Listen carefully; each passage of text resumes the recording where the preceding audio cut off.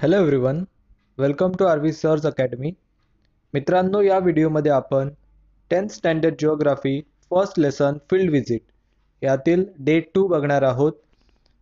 चला तर मग व्हिडिओला सुरुवात करूया. डे 2 7 आवर्स म्हणजे मॉर्निंग 7 सकाळचे 7. After breakfast they proceeded to Alibag. आपण बघितलं होतं लास्ट व्हिडिओमध्ये की मुलं पुण्याला पोहोचलेले होते आणि तिथे त्यांनी फर्स्ट डे त्यांची पहिल्या दिवसाची जर्नी संपवली होती. आता दुसरी जर्नी यासाठी ते जात आहेत अलिबागला. तर ब्रेकफास्ट घेतल्यानंतर मुलं अलिबागकडे जाऊ लागले.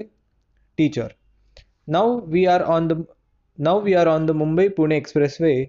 Can you see the change in the relief again? We will stop at Rajmachi point near Lonavala. So teacher सर्व मुलांना म्हणाले की आता आपण मुंबई पुणे एक्सप्रेसवेवरून जात आहोत. तुम्ही सर्व मुलं रिलीफमधील चेंज बघू शकता का, म्हणजे भूरचनेतील बदल. आता आपण पुढे लोणावळ्याजवळील राजमाची इथे थांबणार आहोत. Tushar, yes madam, even though we are driving on a plain road we can see hilly regions all around. तर तुषार म्हणाला की हो मॅडम, जरी आपण एका सपाट रस्त्यावरून प्लेन रस्त्यावरून जात असलो तरी आजूबाजूचा परिसर हा पर्वतीय प्रदेश आहे, म्हणजे हिली रिजन आहे.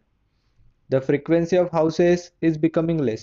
आणि इथे घरांची संख्या सुद्धा कमी आहे असं तो म्हणाला. After Lonavala they stopped at Rajmachi point and the teacher gave information about various relief features. मग लोणावळा गेल्यानंतर ते सर्व मुलं राजमाची पॉईंटवर थांबले. तिथे टीचरनी सर्व मुलांना रिलीफ फीचर्सबद्दल, म्हणजे भूरचनीय जे वैशिष्ट्य असतात भूरचनेचे, त्याबद्दल माहिती सांगितली. Teacher, these are the slopes of the western ghat. Teacher म्हणाला की ह्या वेस्टर्न घाटचे स्लोप आहेत, म्हणजे उतार आहे. स्लोप म्हणजे उतार आहे. We call these hilly area Sahyadris too. आणि या पर्वतांना आपण सह्याद्री सुद्धा म्हणतो. From here you can observe the difference in slopes, the gentle slope to the east and the steep slope to the west. इथे टीचर सर्व मुलांना म्हणाल्या की इथे तुमच्या लक्षात येईल की जो ईस्ट साईड होता, म्हणजे जो आधीचे जे स्लोप होते पुण्याच्या पलीकडील, तर ते थोडे जेंटल होते, म्हणजे जास्त उतार त्यामध्ये नव्हता. पण जे वेस्ट साईडचे स्लोप आहे, म्हणजे पुण्याच्या पुढील स्लोप आहेत जिथून ते आता प्रवास करत होते, ते खूप स्टीप होते. स्टीप म्हणजे काय, तर तीव्र उताराचे होते. Towards the west you can see many cliffs and waterfall about which you have learn in class 9. आणि टीचर म्हणाल्या की वेस्ट साईडला, म्हणजे पश्चिमेकडे, तुम्ही खूप सारे कडे आणि धबधबे पाहू शकता, ज्याबद्दल आपण 9th स्टँडर्डमध्ये शिकलेलो आहोत. This region is also the source of river Ulhas, a major east flowing river. पुढे टीचर म्हणाल्या की त्याशिवाय हा जो परिसर आहे हा उल्हास नदीचं उगमस्थान सुद्धा आहे, जी एक वेस्ट फ्लोईंग रिव्हर आहे. वेस्ट म्हणजे काय, तर पश्चिमेकडे वाहणारी नदी आहे. ही सर्व इन्फॉर्मेशन टीचरने मुलांना दिली. The students took photographs of the features. It started raining again. पुढे मग मुलांनी सगळ्या फीचर्सचे फोटोग्राफ घेतले. नंतर पुन्हा पाऊस सुरू झाला. And the journey resumed. आणि पुन्हा मुलं पुढच्या प्रवासाला निघाले. Namdev, looking at the map. Madam, we are crossing the ghat section and now we are going to Khopoli. So Namdev म्हणाला मॅपमध्ये बघत की मॅडम, आता आपण एक घाट सेक्शन क्रॉस करत आहोत आणि पुढे आपण खोपोलीकडे जात आहोत का? टीचर म्हणाले, correct Namdev. This is known as the Bhor or Khandala ghat in the western Ghat.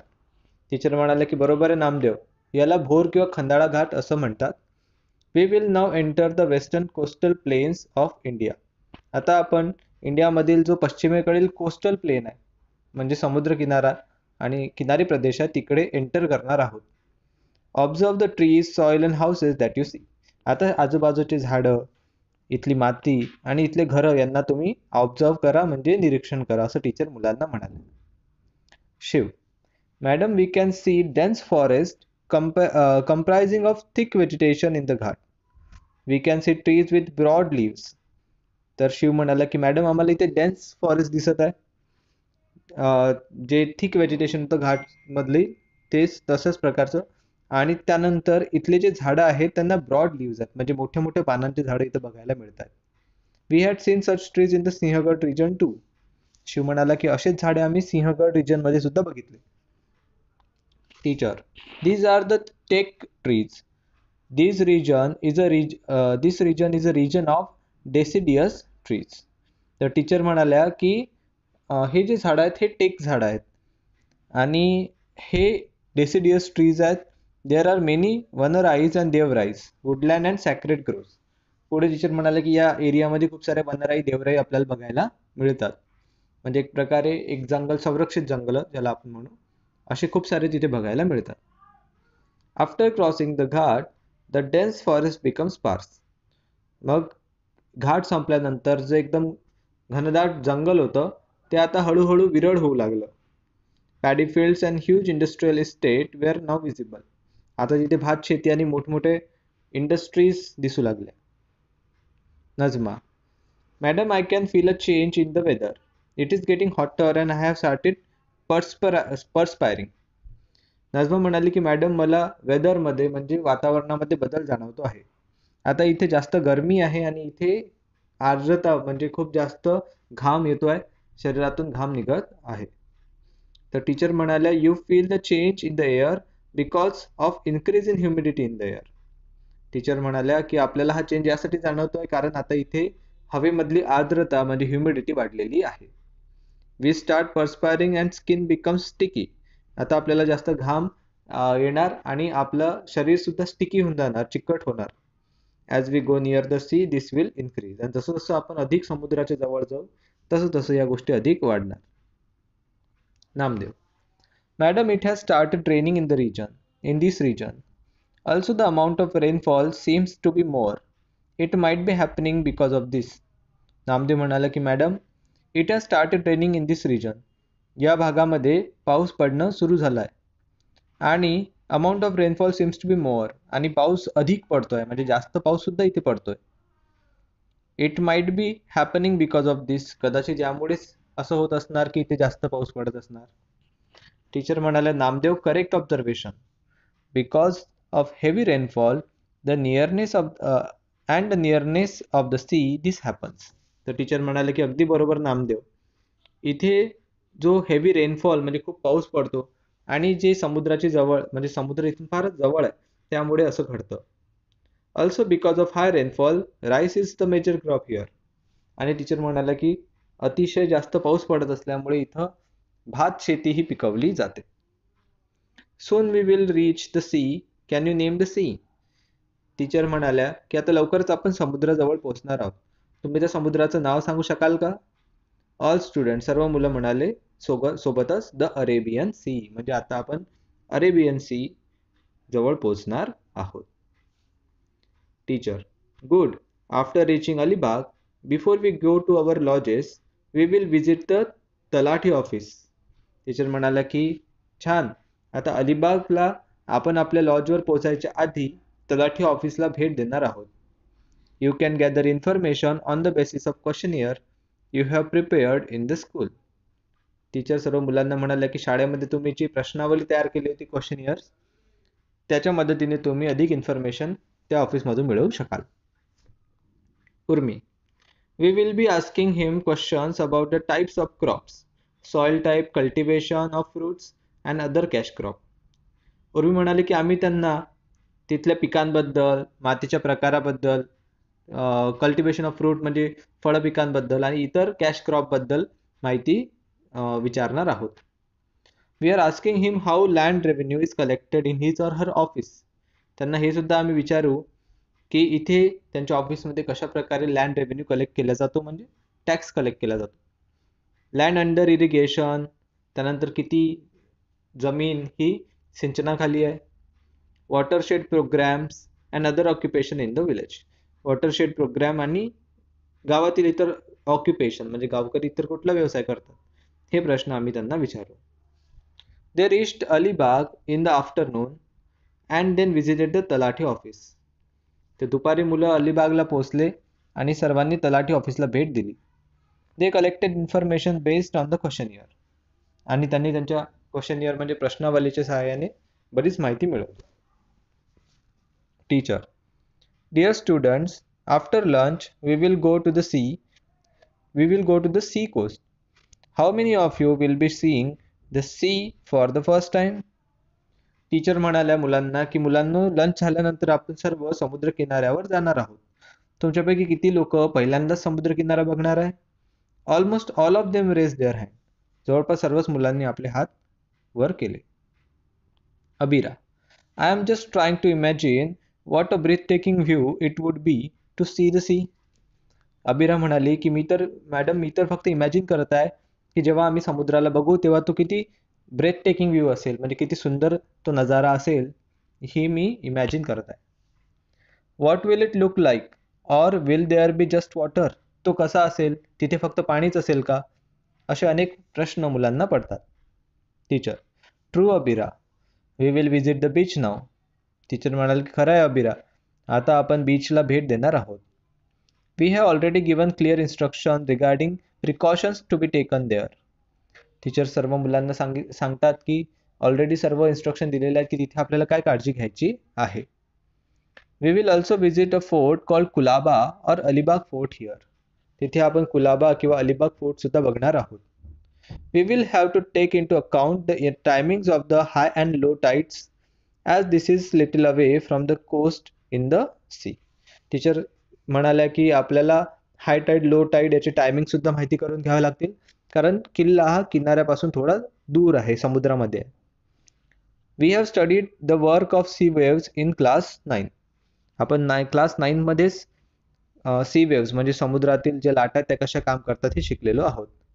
We will also identify some of the landforms formed by sea water.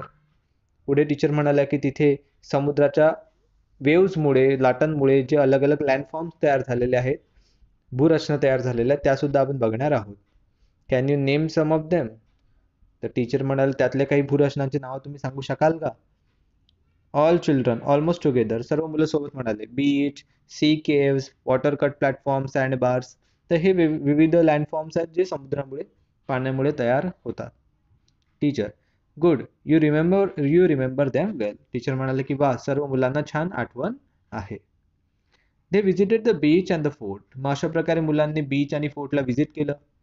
Some of them also enjoyed sitting on the horse driven chariots and some of them enjoyed horse ride. काही मुलांनी घोडागाडीत बसायचा आनंद घेतला, काही मुलांनी घोड्यावर बसायचा आनंद घेतला. अशा प्रकारे त्यांनी सर्व मुलांनी तिथे एन्जॉय केलं. Madam, this fort is different from the first two. Neha म्हणाली की मॅडम, आपण जे आधी 2 किल्ले बघितले त्यापेक्षा हा किल्ला वेगळा आहे. Good Neha, can you tell the difference between them? Teacher म्हणाले की अगदी छान नेहा, तू त्या दोघांमधला फरक सांगू शकशील का? तर नेहा म्हणते, yes madam, this fort was constructed in water while other 2 were on land. Neha म्हणते की मॅडम, हा किल्ला समुद्राच्या मध्ये, पाण्यामध्ये बांधलेला आहे. या उलट जे 2 आधी बघितले ते दोन्ही किल्ले जमिनीवरील होते. Good, this fort is build on a wave cut platform. Teacher म्हणाल्या की बरोबर, हा किल्ला एका वेव्ह कट प्लॅटफॉर्मवर बांधण्यात आलेला आहे. Because it is surrounded by sea water it is called sea fort. आणि आजूबाजूने हा समुद्राच्या पाण्याने वेढलेला असल्यामुळे याला समुद्र किल्ला आपण म्हणतो. Earlier this forts were build for the security of the seas. सुरुवातीला हा किल्ला समुद्राच्या सुरक्षेसाठी बांधण्यात आला होता. There are many such forts in west coast. अशा आपल्या वेस्ट कोस्टवर, पश्चिमी किनाऱ्यावर भरपूर सारे किल्ले आहेत. Neha, yes, I have seen names like Sindhudurg, Janjira earlier. Neha म्हणाले की हो मॅम, मी याआधी अशा किल्ल्यांची नावं ऐकलेली आहेत ज्यामध्ये सिंधुदुर्ग आणि जंजिरा सारखे किल्ले आहेत.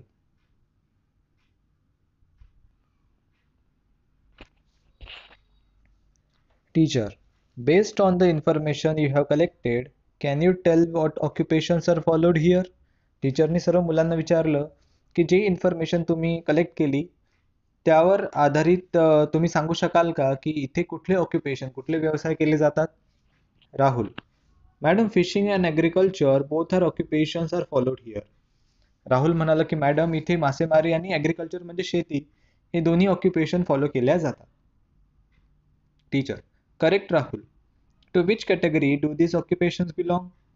तर टीचर म्हणाले बरोबर आहे राहुल, हे दोन्ही ऑक्युपेशन कोणत्या कॅटेगरीमध्ये बिलॉंग करतात? Meena, madam, these are primary occupation. Meena म्हणते की मॅडम हे सर्व प्रायमरी ऑक्युपेशन्स आहेत. Teacher true. Initially fishing was the main occupation.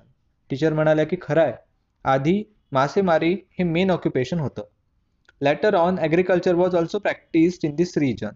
नंतर मग शेतीसुद्धा इथे केल्या जाऊ लागली, but away from the shore, पण समुद्र किनाऱ्यापासून दूर. Coconut, betel nut, jackfruit, banana, some spices R cultivated in the coastal plains. Teacher म्हणाल्या की इथे भरपूर विविध प्रकारचे पिकं जसे की मसाले असतील, coconut, betel nut, jackfruit, banana, हे कोस्टल प्लेन्समध्ये कल्टिवेट केल्या जातात. This is horticultural farming. याला आपण हॉर्टिकल्चरल फार्मिंग असं म्हणतो. Today tourism has become an important occupation here. आज टुरिझम म्हणजे पर्यटन हा इथला एक महत्त्वाचा व्यवसाय बनलेला आहे. Afterwards student spend some time playing on the sand of the beach. त्यानंतर मुलं काही वेळ बीचवरील रेतीमध्ये खेळले. And captured beautiful glimpses of the sunset in their cameras. आणि मुलांनी सनसेटचे सुंदर दृश्य आपल्या कॅमेरामध्ये कैद केलं. After sunset they came to their lodges. Sunset झाल्यानंतर मुलं आपल्या लॉजवर परत आले. They discussed important points to compile their field visit report. मुलांनी आपली फील्ड व्हिजिट रिपोर्ट लिहायसाठी काही महत्त्वाचे मुद्दे जे आहेत त्यांच्यावर डिस्कशन केलं. After returning to their lodge they had dinner and rested for a night at Alibag. त्यानंतर आपल्या लॉजवर परतून त्यांनी डिनर केलं आणि ती रात्र अलिबागमध्ये घालवली. Next day in the morning they had their breakfast and left for their return journey. दुसऱ्या दिवशी सकाळी सर्व मुलांनी ब्रेकफास्ट घेतला आणि सर्व मुलं आपल्या रिटर्न जर्नीसाठी निघाले, म्हणजे परतीच्या प्रवासाला निघाले. तर अशा प्रकारे मुलांनो हा लेसन होता फील्ड व्हिजिट, ज्यामधील डे 2 सुद्धा आपण या व्हिडिओमध्ये आज कव्हर केला. आय होप तुम्हाला हा लेसन खूप चांगल्या प्रकारे समजला असणार. समजलं असल्यास नक्की व्हिडिओला लाईक करा, मित्रांबरोबर शेअर करा. नवीन असाल तर सबस्क्राईब करायला विसरू नका. I will see in another video. Till then take care. Good bye.